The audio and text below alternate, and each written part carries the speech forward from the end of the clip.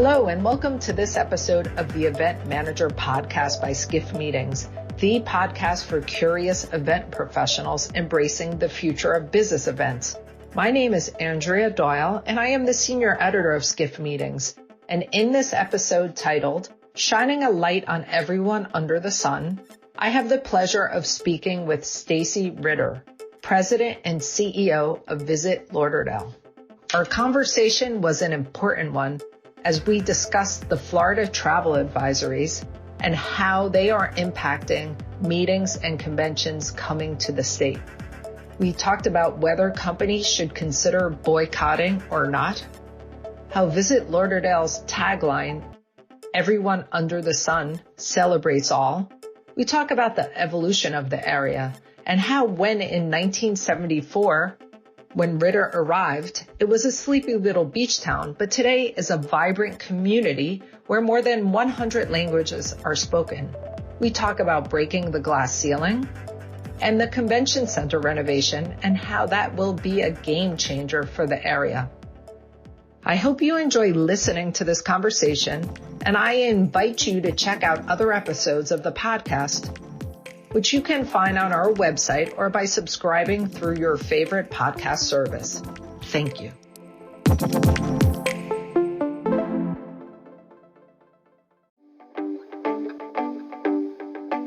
And now for a word from our sponsors, PHL Life Sciences, a division of the Philadelphia Convention and Visitors Bureau. Host your convention or trade show in Philadelphia, one of America's leading life sciences hubs. PHL Life Sciences, the first and only CVB division of its kind, will connect you to the professionals at the forefront of your industry and to a culture you can only find in Philadelphia. A city known for its rich history that's forging a bright future, Philadelphia challenges the expected and defies convention. A world of discovery is waiting. Visit phllife.com to learn more.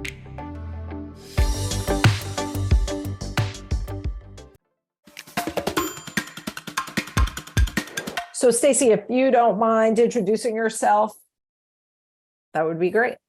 Okay, my name is Stacy Ritter, and I am President and CEO of Visit Lauderdale, which is Broward County's destination management organization. And can you explain how you got to be in this position? Sure. Let's see. I was born a poor child, and I had been serving in public office for almost 20 years. I was a member of the Broward County Board of County Commissioners, and the CVB, the Convention and Visitors Bureau, what we now call Visit Lauderdale, is an agency of county government.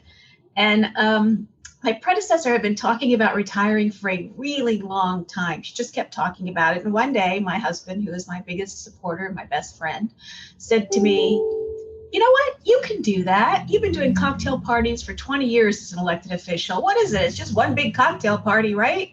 And I said, "I can do cocktail parties. I've been doing cocktail parties for almost 20 years.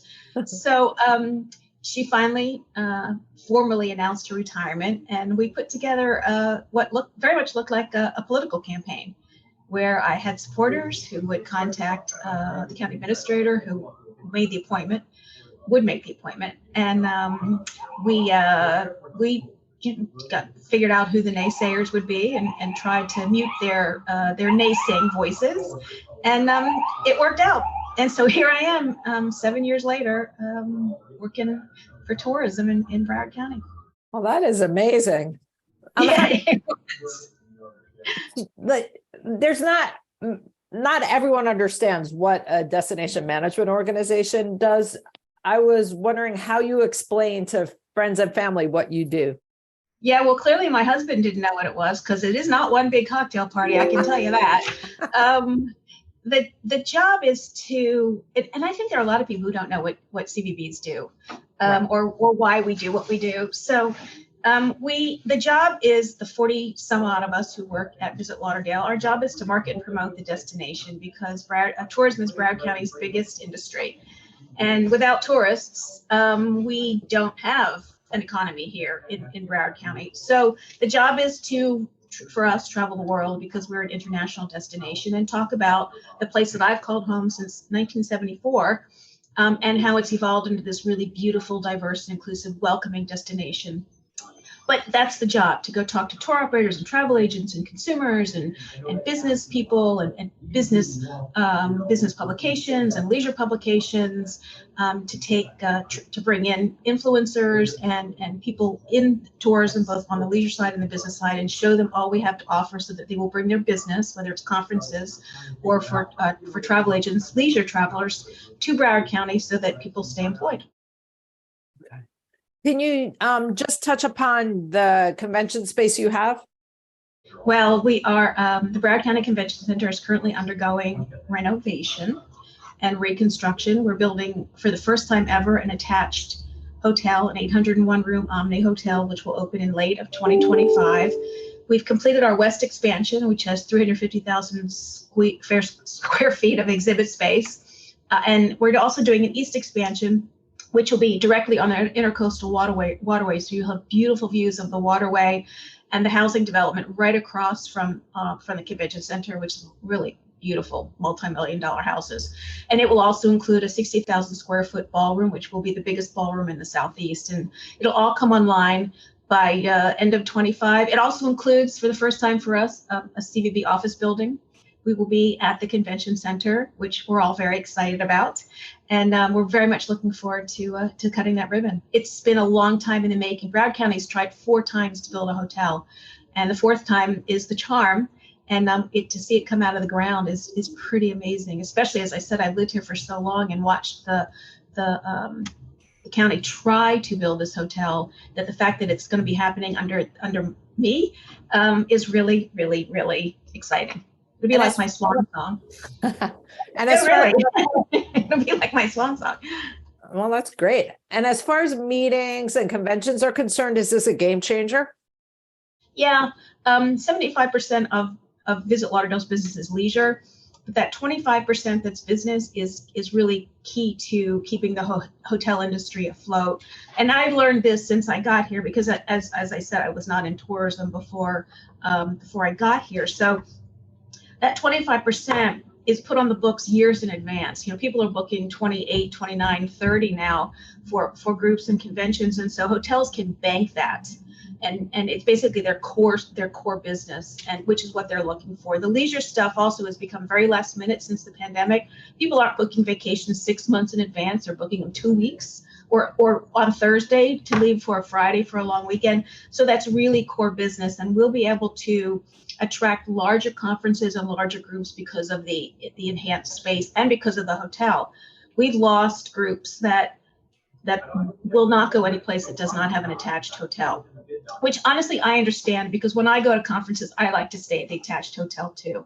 So it is definitely going to allow us to seek business that we had not been able to seek before, to bring back business which left because we didn't have the hotel. That's awesome. Yeah. So, talking about meeting business in Florida, I recently wrote a story entitled "New Florida Laws Are Bad for Meetings Business." And, the NAACP is the latest group to issue a formal Florida travel advisory in response to Governor DeSantis's bill. The LGBTQ plus and the Latino communities have done the same.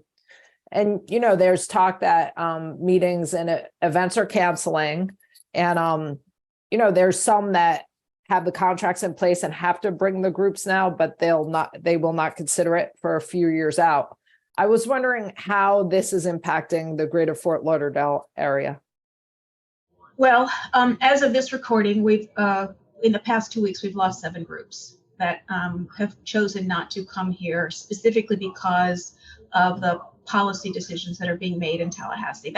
Those are the ones that have told us the specific reasons why. I've no doubt that there are others that don't want to say that, but won't be coming here. And we also know from talking to meeting and event planners that there are many clients that don't even want RFPs sent to Florida at all. So I can tell you what we've lost, those who have reached out to us and we were working with and that have decided to cancel for that reason. But I don't even know what we're not able to go for, because we're not even getting an RFP dropped in our lap. So it is, I think the problem is that policymakers don't see that impact, because Florida is experiencing record tourism. And because it's experiencing record tourism, nobody who makes these decisions is looking up and saying, oh, hey, you know what? This might have a negative effect at some point. And then there are those who call what the NAACP and Equality Florida have done as a political stunts. So when you don't take seriously what's going on here, and we take at Visit Lauderdale what is going on in the state very seriously, then you're not going to see a potential negative impact. And when I say we take it seriously, because we are a destination of 2 million people live in Broward County. We're 170 nations represented by our residents speaking 147 languages. You can't get more diverse. I read a statistic recently that said we're more diverse than the island of Manhattan. So when you are that, then the fact that there are people who are pushing back on being diverse and inclusive makes us double down on it even more. So we continue to push that message of diversity and inclusion. We are welcoming, but more importantly, or maybe equally importantly, when you don't come here because of politics or because of policy, you're actually hurting those people who share your values. You know, when you're and we respect both organizations, Equality Florida and the NAACP, and we also respect the Human Rights Campaign, which put out a warning.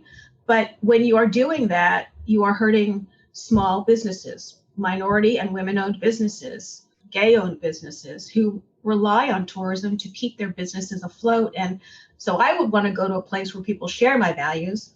And while that may not be all of Florida, that is definitely Broward County. So you say by boycotting, you hurt small businesses. What do you recommend groups that have views that are different than these views that are in DeSantis's bills do? Well, call us, contact Visit Lauderdale, and we can direct you to those places where, tell us what your clients' values are, what your values are, which I'm pretty sure we know if you're an ally or a member of those organizations, and we can direct you to the places where your dollars are actually going to help. Now, having said that, I understand, although I don't agree with people who don't want to come here and don't want to send their sales tax dollars to Tallahassee. I get it. But when you do that, again, what you are doing is you are hurting those gay and women and minority-owned businesses which share your values and which embrace what you stand for. And that's Broward County. Is it all of Florida? No, it is not. But it is us. And that's what we would encourage and that's what we're telling all of these meeting planners and event planners. Look, we get it. We understand the pressures you might be having to not come here, but here's why you should come here. Here's what we stand for. And I'll bet you what we stand for is what you stand for. And has there been any instances where you've spoken to a meeting or event planner and directed them to go talk to people in government positions about what's going on, or to do some sort of corporate social responsibility that helps with their beliefs? Well, we're a government agency, and government can actually be constrained when it comes to the First Amendment. Government can't constrain private businesses, but government can constrain itself. And so I refrain from doing that. I will talk to my Board of County Commissioners. I will share with my Board of County Commissioners and my boss, the county administrator, the business that we've lost, the things I'm hearing, the emails I get regularly from people outside of Florida who say they're never coming here and they love Fort Lauderdale, but they're never coming here. Mm-hmm. But the county has lobbyists, and their job is to go to Tallahassee and send the message, the Broward County message. It's not successful. And that's politics. Some you win, some you lose some. But we are very much an island in a sea. We're very much a blue island in a sea of red. But we aren't going to change simply because the politics or the policies are forcing us to do so. We are who we are, and that's what makes us authentic. We aren't going to change, and we may get punished as a result.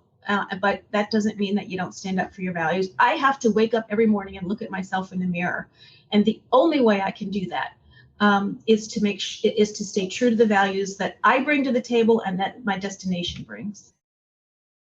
Can you tell me about your Everyone Under the Sun campaign? Yeah, well, when I got here, the Greater Fort Lauderdale Convention Visitors Bureau was using the tagline "Hello Sunny" and had been for a very long time. And the destination has really evolved into something that's very cosmopolitan, and we have a leisure product that we didn't have 10 years ago. And I very much wanted to rebrand to reflect the destination, because we think that our greatest asset are the residents who live here. The stakeholders, our greatest stakeholders, are our residents. They have to buy into tourism. If they don't buy into tourism, if they're not hospitable, if they're not friendly, then tourists won't come back. So we thought, okay, what are we? Who are we? Well, as I said before, 170 nations are represented in the 2 million people who live here. Everyone under the sun lives here. Not only does everyone under the sun live here, but we are an international destination. Everyone under the sun visits us. So the Everyone Under the Sun tagline speaks to not only the people who live here, but the people who come to visit here. The Visit Lauderdale change was because Greater Fort Lauderdale Convention and Visitors Bureau is a mouthful. It's just easier to say Visit Lauderdale, but we really wanted to focus on the Everyone Under the Sun tagline and the Everyone Under the Sun brand, and use it wherever we go and wherever we speak, because it was critically important when we did it 2 years ago. It's even more important today for people to know that when we say everyone under the sun is welcome here, we mean everyone under the sun is welcome here. How important is it to tell the authentic story of a destination? I think that's what people want these days, but I also think that people are tired of hearing that you're authentic, you know? Right. So instead of talking about how authentic we are, we just tell the story through the rebranding, through the stories we tell of the people who live here, what they look like, what they do for a living, how they welcome visitors, where they came from. We are a majority minority county. Many of our residents are immigrants. How they came here, what their travel to this country is, how this country, if it has provided them opportunities they didn't have in other places. Many of them are either directly or indirectly employed in tourism. So it transfers to a tourism related story. Here's why I came to this country. Here's how I got to tourism. Here's how I treat visitors when they come, because they are also visitors in the respect that they were not born here. They were not necessarily raised here, but they've come here to enjoy a new life, and how that evolves into the experience of the visitor. That we think is our greatest story. Is when I got to Broward County in 1974, it was very white, very straight, very conservative, very male-centered, and it has become a completely different, beautifully woven tapestry. That's what we do best, is tell those stories, and you don't have to say they're authentic, because the authenticity just either bounces off the page or comes through the video screen. We talk to people who love this place as I love this place, and you can hear it and feel it in their voices and in the smiles that they bring. And that authenticity, I guess, translates to successful meetings and conventions. Well, we have, knock wood, been successful, and we do believe that we will be successful with the new convention center, the expanded convention center and the hotel. But we also know that there are some storm clouds out there that we are going to have to figure out how to navigate through, or dissipate somehow, or push back. We recognize that. And so wherever we go, and whenever this question arises, because Florida has become a very critical part of the conversation, we just say what we've always been. We were the first destination to have an LGBT plus dedicated department back in the 90s. We aren't doing anything different than we've been doing for 30 years.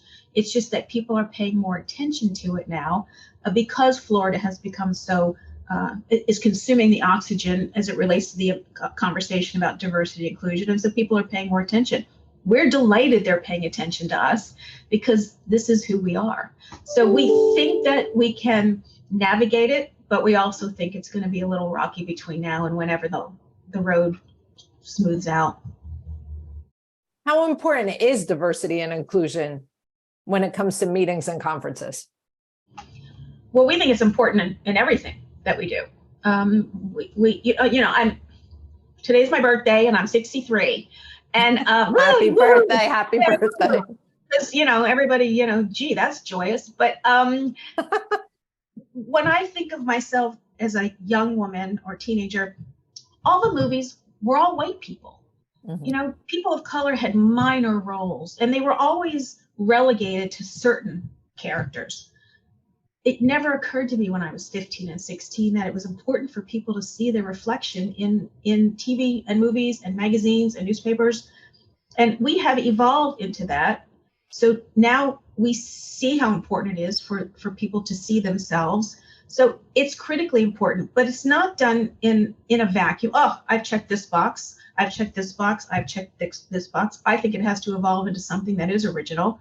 And I think that's why we tell the story so greatly, is because we have evolved into something original. This came, and again, I don't like to use the word organic either, but I can't think of anything else. At my advanced age, words come very, very hard for me. It happened organically. Nobody said 50 years ago, Broward County should change into something that's more diverse. It just happened. And it happened because we've always been a welcoming community that brought people in who might not have felt they belong where they were, but do belong here. So it is critically diverse. It's critically diverse in the workplace. It's critically diverse in entertainment, and it is critically diverse in tourism. Okay. So you touched upon the fact that you are an attorney. Can you tell us a little bit about your road to becoming an attorney and your career in politics? Don't hold that against me. I like to say at one point in my life, I was an attorney and a politician. And if I'd been a used car salesman, I would have had the bottom three covered. So I'd always wanted to be a lawyer. My mom was a legal secretary. And I remember, like, on teacher work days, when she couldn't find someone to watch me, I would go to work with her, and I'd see all those law books, and they looked so special, and the people seemed so intelligent. And so I think I was 11 when I decided I wanted to be a lawyer. And I realized it when I was playing Barbies with some of my girlfriends, and their Barbies were flight attendants, and my Barbie was the lawyer for the flight attendants. So this is what I want to do. And so I was fortunate enough to be admitted to law school, and didn't really love law school, but it was really hard and wasn't really crazy about the reading. Oh my God, I remember my first day of law school. They give you assignments before school starts. And so I had like 100 pages of reading the first day. I'm like, oh God, 100. I didn't read 100 pages of reading in a month in college. So and I graduated. I graduated. I passed the bar. And LA Law was the number one show on TV. And I thought, I'm going to get a corner office on Biscayne Bay, overlooking the bay, and it's going to be wonderful. And they're going to bring me bagels and donuts at our morning meetings, and people are going to say, look at Stacy, she's incredible. And none of that happened. I ended up in a law library, a dank, dark law library, researching for a year. Like, this is terrible. Where's my corner office? Where are my donuts and bagels? And don't they realize how amazing I am? What's wrong with these people? And so I decided to get married and have babies.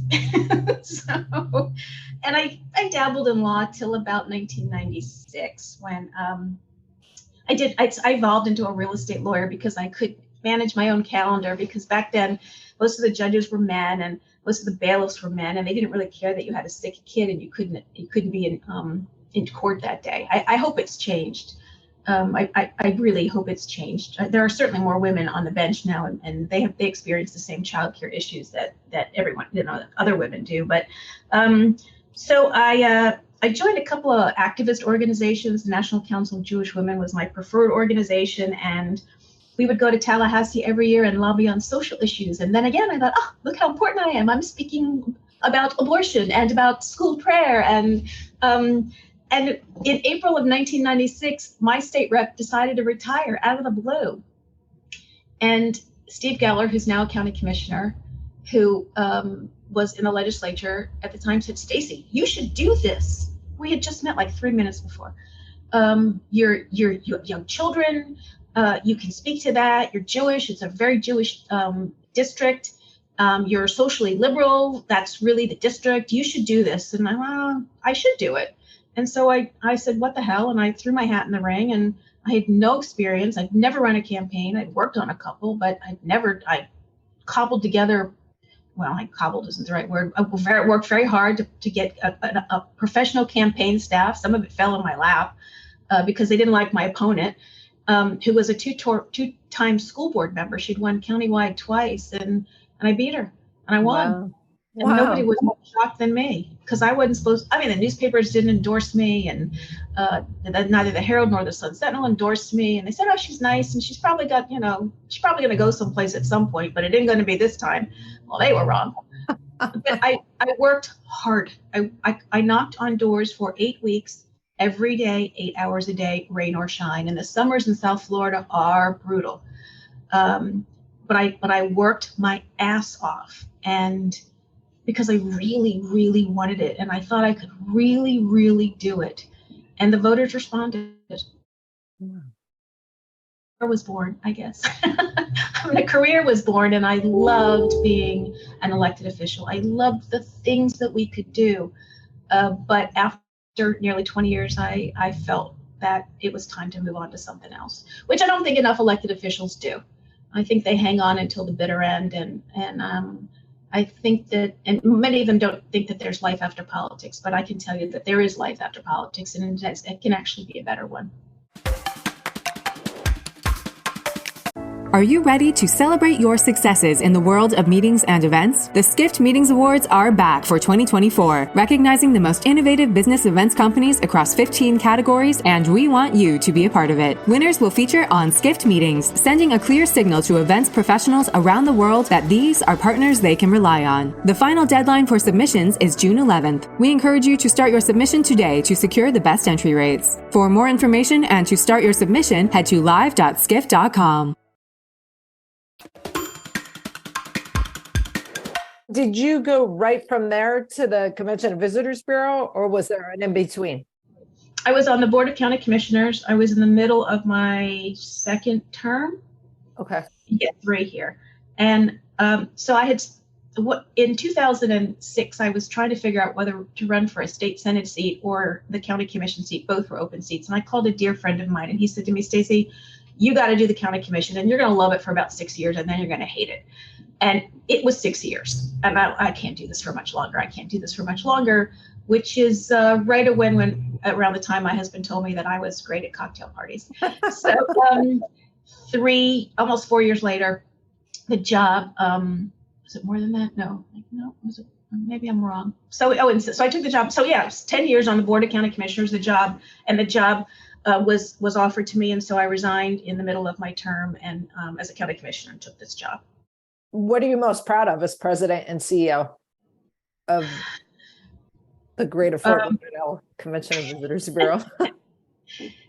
There's the administrative story, and I never really considered myself an administrator, but I've become one because we are a county agency, and there's a lot of paperwork when you work for a government agency. So getting the correct policies and procedures to ensure that when we spend money, it is spent wisely. That's the boring answer, but it's also a really important answer. But that has happened, and it has taken many, many years to do that, so that nobody has to worry that the money is being spent irresponsibly or without fiscal constraint. But the really fun part has been the rebranding and being able to talk about this place that I have called home for so many. I mean, gosh, it's almost 50 years. Next year will be 50 years that I've lived here, and to be able to talk about the place that I love and tell the story about how it's changed. I went from, the height of spring break, which was my era, of belly flop contests and wet t-shirt contests, although I was never in one because I would never have won one. But and Nick beers and the button and the elbow room and puking on the beach and puking in what was then a Holiday Inn, what is now something else, and not remembering, and being 10 in a hotel room and trashing the place because we were kids.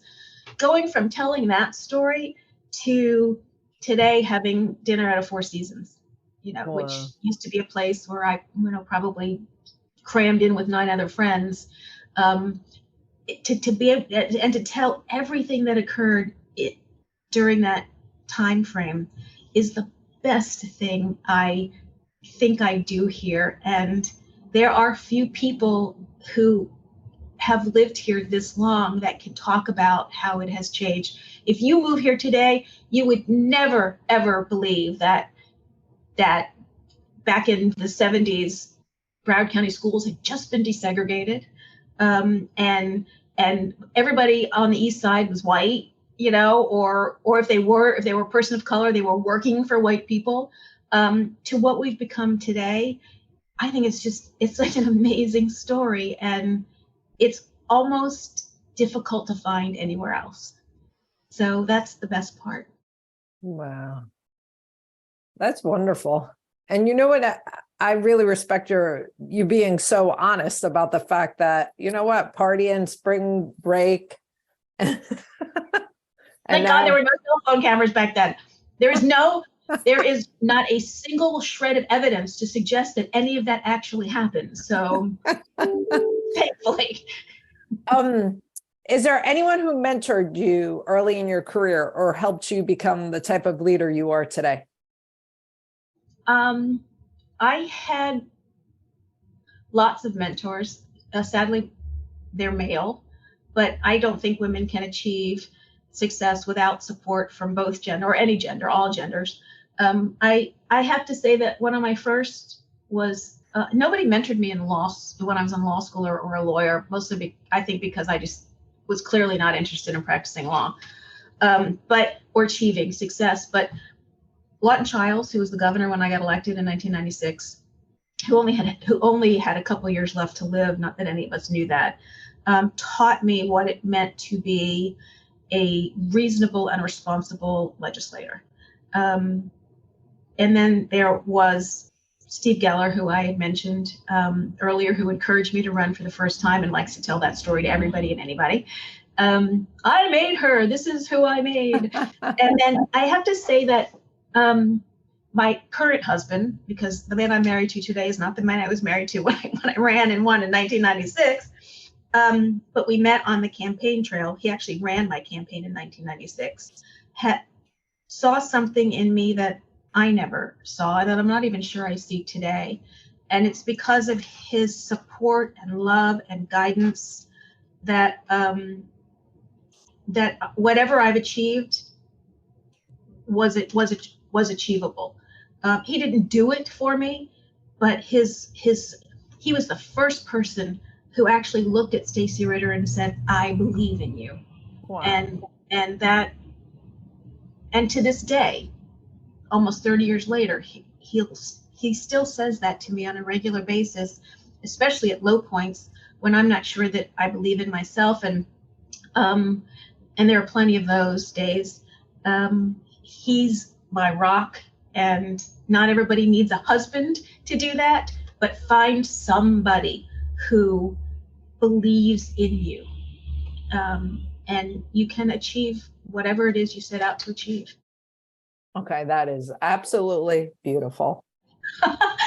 Thank you. He'll never believe I said that, because I rarely say that to his face. You don't want him to get too big ahead, but he is an amazing man, and he's a man who understands me, which is really hard to find because I am not easy. So you had mentioned that most of your mentors were male. I'm interested in finding out if you feel women are breaking the glass ceiling and if it's important to you to be a mentor to all.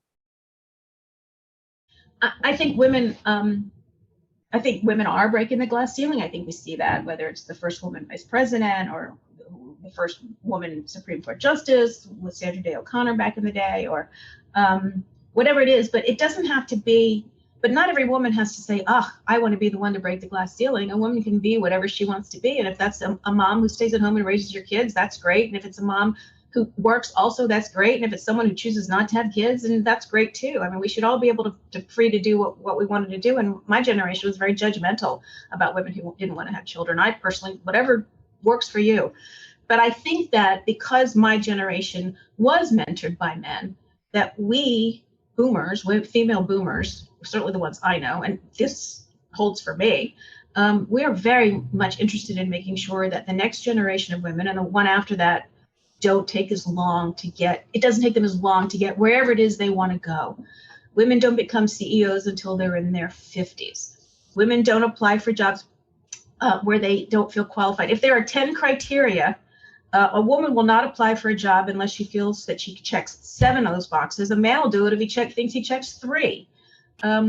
If women are, if we're so, phrase not the right word, but reluctant to say that we're smart, that we are successful. I have a hard time saying it. That a man in my position would be off telling everybody how great he was. We have to be better at self-promotion. And that's my generation's responsibility, to teach those women who are in their 40s and 50s and 40s and 30s now that it's okay to brag. And it's not bragging if it's true. And this is me. I don't want to sound immodest, but, well, it's not immodest necessarily to say, you know what? I look at my resume, and if I were looking at someone else, I'd be like, wow. But I look at myself and I see what I haven't yet done, not what I have. That's my generation's job, to change the mindset for younger women so that they don't feel that way. So that, yes, mentoring is extraordinarily important for my generation to make sure that those women achieve whatever it is they want to achieve when they're in their 40s, not waiting until their 50s or 60s. Okay. And what attributes and or qualities have you developed that have helped you become successful? I have a very foul mouth. In fact, I'm surprised I haven't let one fly yet. Oh gosh, that's a tough question, because I'm not sure that I have any of those, but I think people would think I do. But commitment is very important to be committed. This job for me, I had a lot of people who said, we're not putting a politician in that job. The newspapers wrote 2 opinions of stories about me saying anybody but Stacy Ritter for the CVB. Everybody but Stacy Ritter for the CVB. Oh my gosh. And if people don't think that I went home and cried about that, yeah, I did. It out of frustration. But commitment, dedication, putting your head down, not letting those who want to throw those darts at you and shoot those arrows, not letting them win is probably what has motivated me more than anything. The more I get of no, you can't, the more I want to do it. And I think that's a real strength for leaders. I also think you need to be a good listener. You need to let people know that you hear them. My friend Lisa Lutoft-Perlow, who's the vice chair of external affairs at Celebrity Cruises, says that being a leader is very much like the Wizard of Oz. I think this is so brilliant. The Scarecrow needed brains, the Tin Man wanted a heart, and the Cowardly Lion wanted courage. And brains, heart, and courage are the 3 things you need to be a leader. Wow. And I think that if I'm being immodest, I have those 3 attributes, and they've clearly done me well. Wow. I think. That's awesome. What is the one thing people would be surprised to learn about you? Oh gosh, what would be the one thing people would be surprised to learn about me?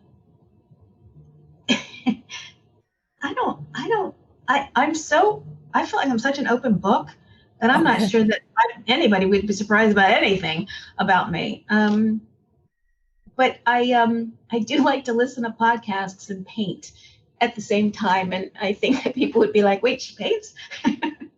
So I think that might be, everybody knows I love shoes, and everybody knows I love to shop, and everybody knows I like to do karaoke and pretend that I'm Madonna from 1982. But they don't know that I like to paint. And tell me about, you have an Oscar on your desk? It's an Emmy. And what was that for? We did a video called Greater Together back in 2017, right after Donald Trump got elected president. And we were all at the World Travel Market in London in November of 16, the night of the election. And the next day, lots of people walked around shell-shocked, and a lot of the international crew would come up to us and say, WTF, what are you people doing? And as the conversation went to immigrants were bad and all of that negative talk, we felt that we needed to start pushing back. We would never have the bully pulpit of the White House, but whatever we did have, we were going to use. We put together this video called Greater Together, which showed the diversity of the destination, and we won an Emmy for it. Yay. Oh my, that's amazing. So in wrapping up, what do you feel the future holds for your organization and the meetings and conventions industry as a whole? I think meetings have come back, not to the levels of pre-pandemic, but but the tourism industry has to stop marking 19 as the benchmark for everything, because through 4 years later, things have changed drastically. People travel differently. People think differently. People, I remember going to China in 2019, in September 2019, and they're all wearing masks. And I'm like, oh, what are they wearing masks for? How silly. And, and then 6 months later, we were all wearing masks. So people have evolved in their thinking. So it's come back, and I think it will get better for us and for everyone else. People want to travel. People want to go back to conferences. I think 2 years ago, none of us thought people were going to want to go to conferences, but they do. They want to meet in person again. There's a connection you get in person that you just cannot get electronically. So I think it's very bright. Today, I would say it's a little dimmer than it was maybe 6 months ago, based on some of the policy changes. But pendulums swing, and I would encourage people who think they know Florida to take a second look and not give up on us. Florida is 20 million people. We are not monolithic. We do not think as one. We are not the Borg.